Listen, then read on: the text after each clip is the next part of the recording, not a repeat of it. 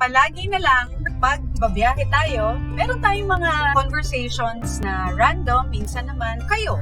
Ano ba usually ang topic? Ito ba ay tungkol sa trabaho? Or pwede ding tungkol sa mga anak ninyo?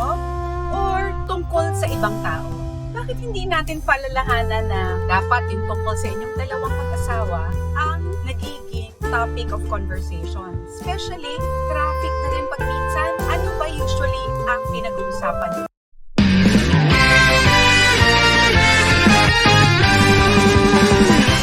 Always reminding you that kapag happy ang spouse, magiging happy ang buong house. Welcome sa inyong lahat. Another episode, interesting topic. But before that, love, mag-like, mag-subscribe. Social media accounts katulad ng Facebook, ng Instagram, meron din po tayo sa YouTube, TikTok, at saka ang Twitter. Minsan nabababad tayo sa isang pwedeng pag-usapan, personal time natin to together, pero baka mapag-usapan natin yung trabaho. Mas maganda kasi kung ang topic natin is something that interests us both. Diba minsan kasi magana lang ang mag-asawa o ang yung isang asawa na makipag-usap pagka ang topic ay yung mismong nagbibigay lang ng interest sa kanya. I think dapat yung give and take. Oo, tama yan. And sometimes, if we are not conscious din kasi of our conversations, usually, especially women, no? And from one topic, jump to another.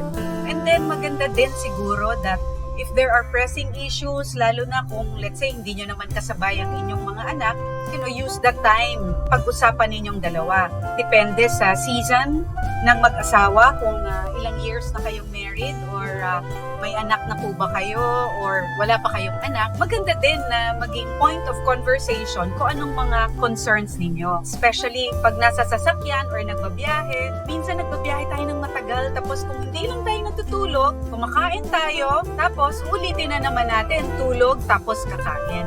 So maganda siguro i-categorize din natin and gawin natin siyang habit. You need 7 days to form a habit. So tayo minsan hindi tayo lumaki na comfortable na pag-usapan ng mga bagay-bagay, pero napakaganda if you just try to practice right communication, especially when we are traveling.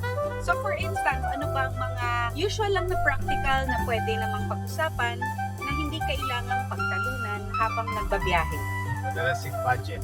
Sa panahon natin ngayon, kailangan natin maging steward din tayo ng ating finances na in-entrust sa atin. Minsan may diskarte ang isang asawa, the husband, or yung wife, na siya lang nakakaalam kung paano yung gastos sa bahay. Hindi na share ano yung bibilhin o yung na mga nabili na o merong intention na plano. Maganda naman, pero dapat pag-usapan muna. Second is what has happened during the week. Update ourselves of the recent happenings.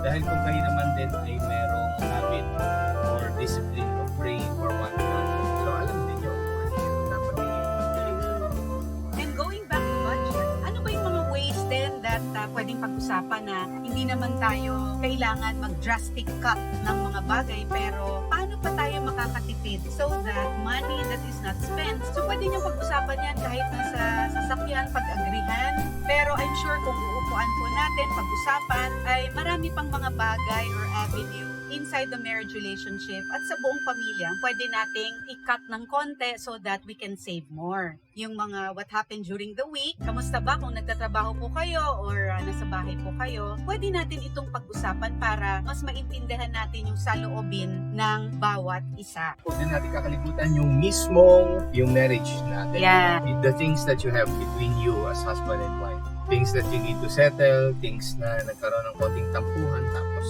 hindi ka agad nahinga na sorry o na-restore. Yeah. You need to talk about those little things. Dahil yung little things, when it becomes, it turns into a big monster later on, that's going to be so dangerous that you don't want chaos to happen between you and your spouse. So ayan, bakit di po natin nasubukan? Let's practice communicating, usap, pakinggan ang saloobin ng bawat isa. Have that safe zone once again to be able to just say anything with respect, out of love, and always consideration sa bawat isa. So why don't you try it? When you deepen your communication, your marriage relationship will also deepen. Practice makes permanent. Enjoy talking to one another. Ang bawat pamilya may pag-asa. Happy spouse! Happy house!